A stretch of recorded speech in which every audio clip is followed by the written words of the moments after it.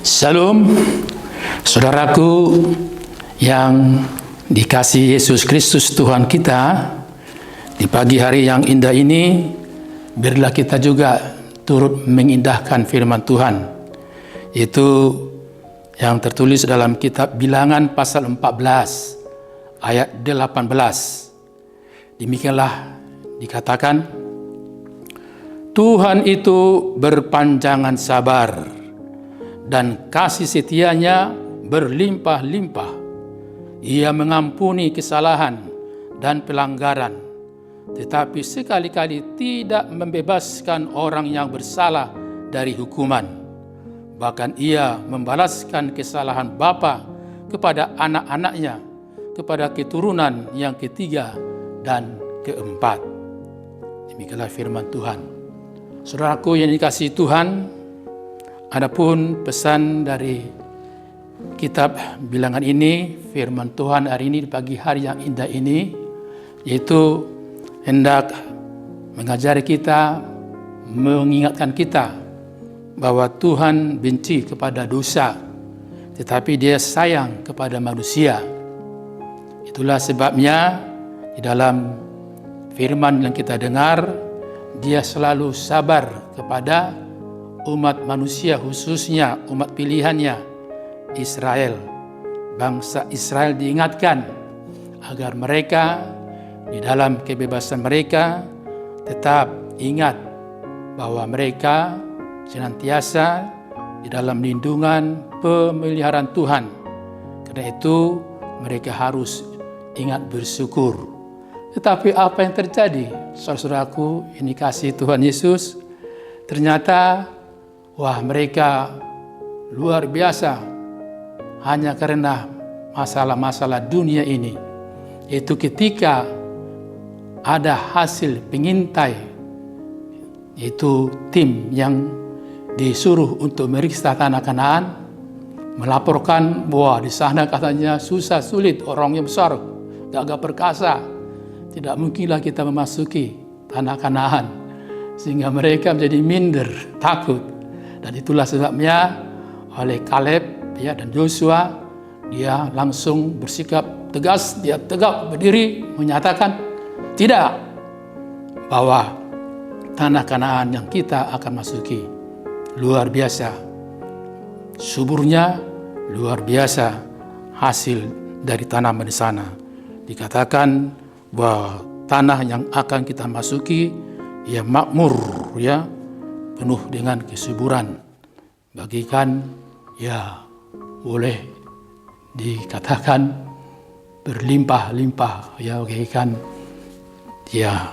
madu.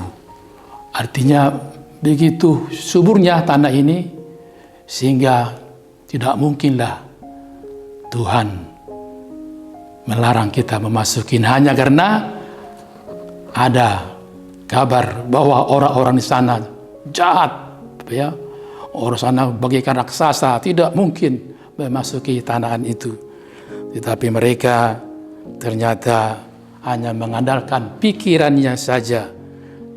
Mereka lupa bagaimana Tuhan telah memberikan tanda-tanda mujizat, baik keluar dari Mesir maupun di tengah perjalanan, selama perjalanan di padang pasir. Ada 10 tulah Tuhan berikan, tetapi 10 kali mereka memberontak kepada Tuhan.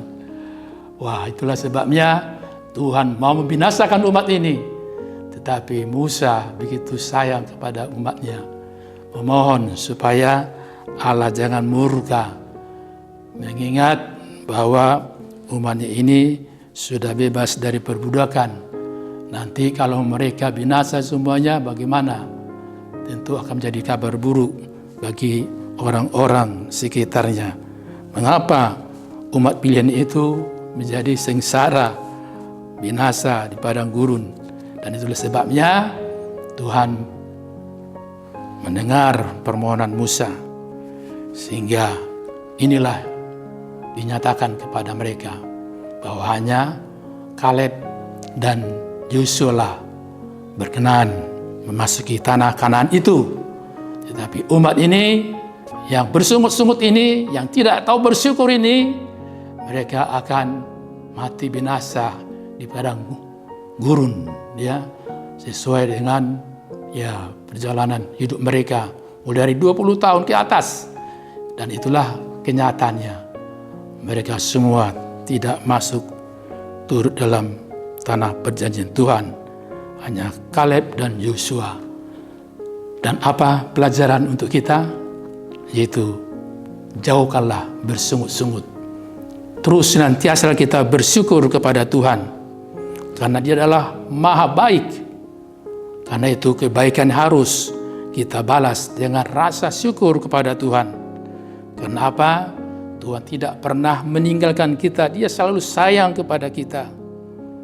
Itulah sebabnya orang-orang demikian yang sabar, yang bersyukur, merekalah yang hidup di dalam pengharapan, hidup dalam sukacita. Bahkan di Roma 12 ayat 12 dikatakan, bersukacitalah dalam pengharapan, sabarlah dalam kesesakan, dan bertekunlah dalam doa. Indah bukan? Teruslah kita bersyukur kepada Tuhan, karena Tuhan sayang kepada kita semuanya. Amin. Kita berdoa. Terima kasih Allah Bapa yang baik, yang terus-menerus mengindahkan hidup kami, mengingatkan kami bahwa setiap saat Engkau menolong kami. Bila Tuhan, ketika kami menghadapi masalah apapun itu, seberat apapun itu, biarlah oleh firman-Mu yang kami dengar tadi Tuhan, sungguh-sungguh mendorong kami bahwa ternyata Engkau jauh lebih besar dari segala besarnya persoalan yang kami hadapi dalam kehidupan ini. Biarlah Roh Kudus-Mu bekerja di dalam hati dan pikiran kami, sehingga kami tetap siuman sadar iman bahwa tanpa Tuhan, tanpa belas kasihan Tuhan, tanpa anugerah-Mu, hidup kami akan sia-sia.